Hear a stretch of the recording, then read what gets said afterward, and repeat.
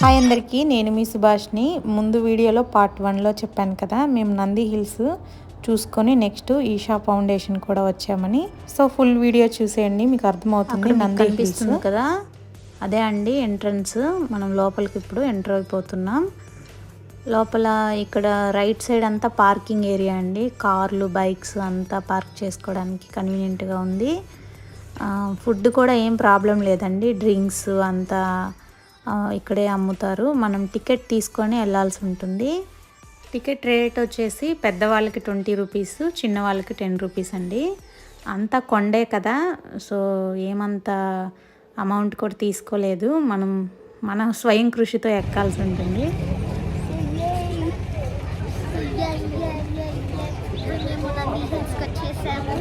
So దీని తర్వాత 6 o'clockకి are 7:30కి ఇక్కడికి వెళ్దాం అనమాట. Shivayya Isha foundation. Okay bye. ఇప్పుడు మనం పైకి ఎంటర్ అవుతున్నామండి. ఇలా ఎంట్రన్స్లో ఈ విధంగా అయితే ఉంటుంది. ఇక్కడ టికెట్ తీసుకుంటారు. మనం తీసుకున్న టికెట్ అయితే వాళ్ళు తీసేసుకుంటారు. ఇక్కడ కొంచెం పైకి వెళ్ళాక చూపిస్తున్నాను. కింద పార్కింగ్ అంతా ఉంది. ఇక్కడ స్టెప్స్ ఉన్నాయి కదా, ఆ స్టెప్స్లోంచి పైకి వెళ్ళాల్సి ఉంటుంది. ఇక్కడ మేము కొన్ని ఫొటోస్ దిగి ఇలా నిదానంగా పైకి వెళ్తున్నాము. ఇక్కడ కిందకి కనిపిస్తుంది కదా, మనం వెళ్ళే కొద్దీ ఇంకా వ్యూ అనేది ఇంకా చాలా బాగా కనిపిస్తుంది. చూడండి, పైన మేఘాలు, ఇక్కడ పార్కింగ్. కొంచెం జూమ్లో చూడండి, కింద విలేజ్ అంతా కనిపిస్తుంది. చాలా అంటే చాలా బాగుందండి వ్యూ పాయింట్. ఇక్కడ మీకు సైడ్ కనిపిస్తుంది కదా, టిప్పు డ్రాప్ అండి. ఇది టిప్పు డ్రాప్ అంటే అక్కడ మీకు డ్రిల్స్ కనిపిస్తున్నాయి కదా, అక్కడి నుంచి టిప్పు సుల్తాను అనే రాజద్రోహులను, శత్రువులను అక్కడి నుంచి కిందకి లోయలోకి నెట్టేసేవాళ్ళంట. ఈ విధంగా అయితే చెప్పుకుంటారు ఇక్కడ. ఇది మొత్తం టిప్పు సుల్తాన్కి చెందినదే అండి ఈ నంది హిల్స్ అనేది. ఒక్కొక్క ప్రదేశం ఒక్కొక్క విధంగా వాడుకునేవారు. అప్పుడు యుద్ధాలు అట్లా జరిగే కాలంలో ఈ టిప్పు సుల్తాన్ అనే వ్యక్తి తన శత్రువుల నుంచి తప్పించుకోవడం కోసం ఇక్కడ తన సైనికులందరినీ ఇక్కడే దాచిపెట్టేవాళ్ళంట. ఇక్కడ ఈ కొండ ప్రాంతం కదా, ఎవరికి ఐడియా లేకపోయి ఉండవచ్చు. ఇక్కడ మనకు కనిపిస్తుంది టెంపుల్ అండి. విజయనగరం సామ్రాజ్యానికి చెందిన రాజు ఈ గుడిని ప్రతిష్ఠించారు ఇక్కడ.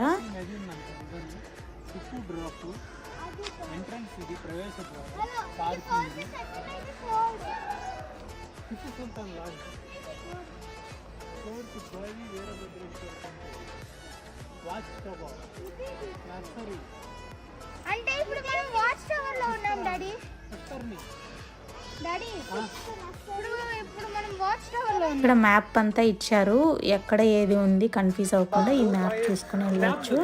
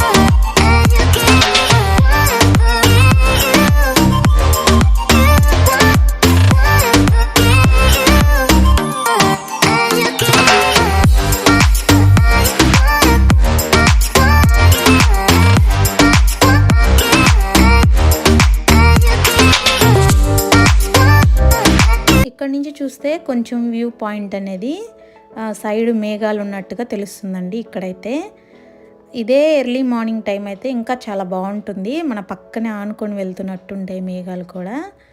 హైట్ కూడా చాలా బాగుంది ఇక్కడ నుంచి. ఫైనల్గా ఇక్కడ నుంచి అయితే మనకి పక్కనే ఉన్న విలేజెస్ అవన్నీ లైట్గా తెలుస్తున్నాయి. మార్నింగ్ అయితే ఇవేం కనిపించకపోవచ్చు. మేము లేట్గా వెళ్ళినా కానీ వ్యూ అనేది బాగా ఎంజాయ్ చేసాము పైన నుంచి చూసి.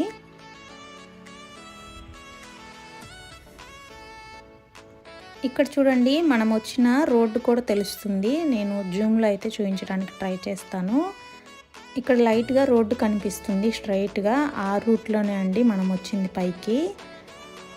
ఇది మార్నింగ్ టైం అయితే కనిపించకపోవచ్చు, ఇప్పుడు మనకి కనిపిస్తున్నంత తెలుస్తుంది వ్యూ పాయింట్ అనేది. ఇక్కడ పక్కనే చిన్న పోలీస్ స్టేషన్ కూడా ఉందండి. ఇక్కడ గొడవ పడకుండా చూడడానికి పోలీసులు కూడా కన్వీనియంట్గా మనకి ఉన్నారు ఇక్కడే. ఇక్కడ గుడులు కూడా ఉన్నాయి, మీరు చూసారు కదా దూరంగా. ఇక్కడ పక్కనే గుడి ఉంది.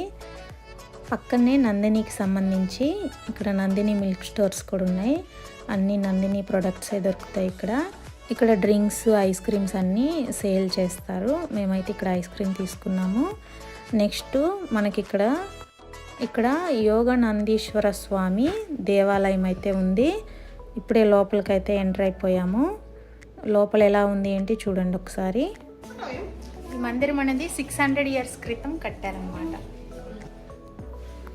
600 సంవత్సరాల క్రితం ఆ రోజుల్లోనే ఒక కొండని గుడిగా మలిచారంటే చాలా గ్రేట్ కదండి. ఇప్పటి రోజుల్లో మనం కట్టాలంటే ఎంతమంది దీనికి కావాలి, ప్లానింగ్ అది ఇది అన్నీ ఉంటాయి. బట్ ఆ రోజుల్లోనే కొండని ఈ విధంగా చెక్కారంటే చాలా గ్రేటు. ఆ రోజుల్లో ఈ ఇళ్ళల్లో ఉండి పూజలు చేస్తూ ఉండేవాళ్ళంట దేవుడికి. ఇక్కడ చూడండి ధ్వజస్తంభం కూడా స్వామికి ఆ రోజుల్లో ఒక రాయిని శిల్పంగా ధ్వజస్తంభంగా నిలిపారు. చాలా గ్రేట్ కదా. ఇది లోపలికి వెళ్ళే ప్రాంగణం అండి దేవాలయంకి. లోపల శివయ్య స్వామి అయితే ఉంటారు. గుడి లోపల అయితే మనకి ఫొటోస్, వీడియోస్ ఎలవ్ లేవండి. సో నేను అందుకోసమే తీయలేదు. ఇక్కడ లోపలికి ఎంటర్ అవుతుండే ఇక్కడ వాష్ చేసుకోవడానికి నీళ్లు కూడా ఉన్నాయి. వాటర్ కూడా చాలా చల్లగా బాగున్నాయి. ఇక్కడ పక్కనే కొలను కూడా ఉంది. ఆ గుడి లోపల నుంచే ఇలా చిన్న గేట్ వస్తుంది, దాని లోపల నుంచి లోపలికి వెళ్ళొచ్చు. చాలా ప్యూర్గా ఉన్నాయి వాటర్ కూడా. ఆ రోజుల్లో కూడా ఈ కొలను చెక్కడం అంటే మామూలు విషయం కాదు, చాలా బాగా చెక్కారు. ఇక్కడ మేము ఇలా చూస్తూ ఉండగానే అటువైపు కూర్చున్న ఒక అమ్మాయి అయితే ఫొటోస్ దిగుతూ మొబైల్ అయితే లోపల పడేసుకుంది. మాకు చాలా బాధ అనిపించింది. ఎవరితో ఫోన్ పడిపోయిందండి పాపం, అందరూ దానికోసం వెళ్తున్నారు. కొలంలో పడిపోయింది, తీయటానికైనా ప్రయత్నిస్తున్నారు.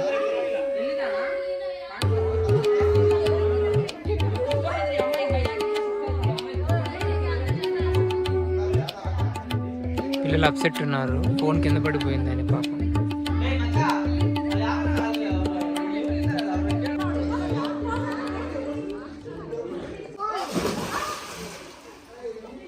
ఫైనల్గా ఒక బాబు వచ్చేసి తనకు ఈత వచ్చేట్టుంది, డేర్ చేసి దూకేశాడు. దూకితే కానీ తెలియలేదు, అదేం పెద్ద లోతు ఏం లేదండి, నడుము లోతు వచ్చేసాయి వాటర్ అయితే. ఫైనల్గా మొబైల్ అయితే తీసి ఆ పాపకి ఇచ్చేశాడు. మేమైతే అసలు ఎక్స్పెక్ట్ చేయలేదు దొరుకుతుందని. మొత్తానికి దేవుడి దయ వల్ల మొబైల్ అయితే దొరికింది. ఆ పాప కూడా హ్యాపీ. సూపర్.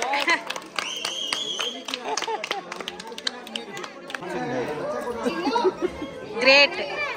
కొలను బయటకు వస్తుండగా ఇలా నాగమయ్య స్వామి అయితే ఉంటారు. పక్కనే శివయ్య స్వామి కూడా కనిపిస్తారు మనకి. ఇక్కడ మేము వ్యూ చూడడానికి ఇలా వ్యూ పాయింట్కి అయితే వెళ్తున్నాం చూడండి. ఇక్కడ నుంచి వ్యూ ఇంకా చాలా బాగా కనిపిస్తుంది.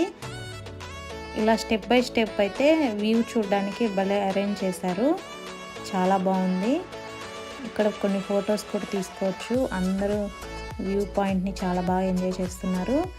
ఇక్కడ చిన్నది ఆంజనేయ స్వామి టెంపుల్ కూడా ఉంది. ఇది కూడా 600 ఇయర్స్ క్రితం కట్టిందంట, చాలా బాగుంది.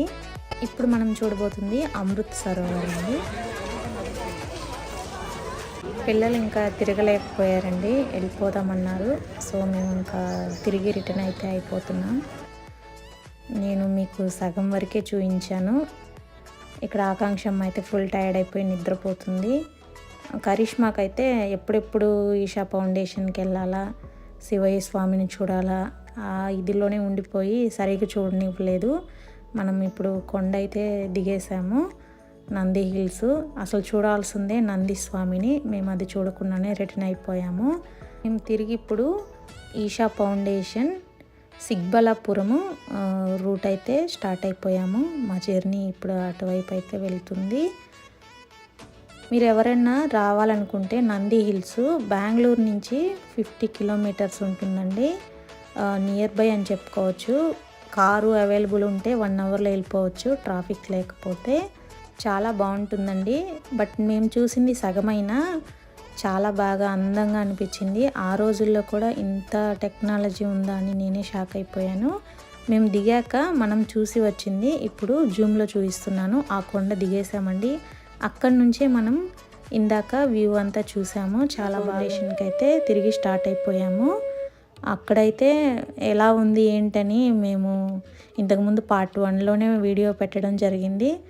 మీరు ఆ వీడియో అంతా చూసేశారు. మేము అక్కడికి వెళ్ళే ముందుగా ఎక్కడున్నాము ఏంటి అని ఈ వీడియోలో అయితే చూడండి. ఈషా ఫౌండేషన్కి వెళ్ళే ముందుగా ఈ విలేజ్ని అయితే దాటవలసి ఉంటుంది. ఈ విలేజ్ దాటాక సద్గురు సన్నిధి ఆదియోగి అనే బోర్డు కనిపిస్తుంది కదా, దానికి బ్యాక్ సైడే హోటల్ ఉంటుందండి. కళ్యాణి వెజ్ మీల్స్ అయితే ఉంటుంది. ఇక్కడ మేము ఆఫ్టర్నూను లంచ్ అయితే తిన్నాము. లంచ్ తిన్నాక ఇక్కడ అన్నిటికీ కన్వీనియంట్గా ఉంటాయండి. పిల్లలు ఆడుకోవడానికి అంతా బాగుంటుంది. ఇన్ కేస్ మీరు ఆఫ్టర్నూను వచ్చినా ఏం ప్రాబ్లం లేదండి. ఫుడ్ అంతా అవైలబుల్ ఉంటుంది. ఇక్కడే ఫుడ్ తినేసి పిల్లల్ని కూడా కొంచెం ఈ గార్డెన్లో ఆడించుకోవచ్చు.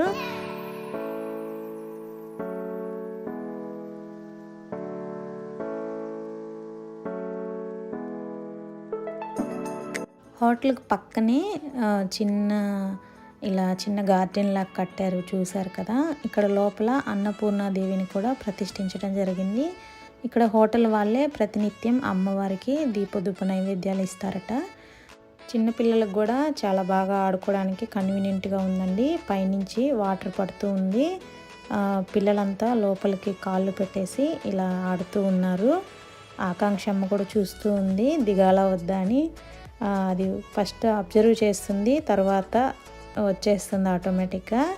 కరిష్మా, ఆకాంక్ష అండ్ వాళ్ళ డాడీకి కూడా నిదానంగా లోపల కాళ్ళు పెట్టేసి కొంచెం సేపు రిలాక్స్గా ఇలా ఈ విధంగా అయితే ఉండిపోయారు.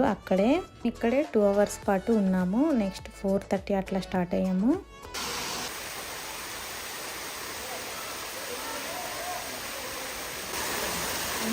ఇదండి మా జర్నీ వీడియో. నంది హిల్స్ కూడా చూసాము, మరియు ఆదియోగి స్టాచ్యూని కూడా స్వామిని చూసాము.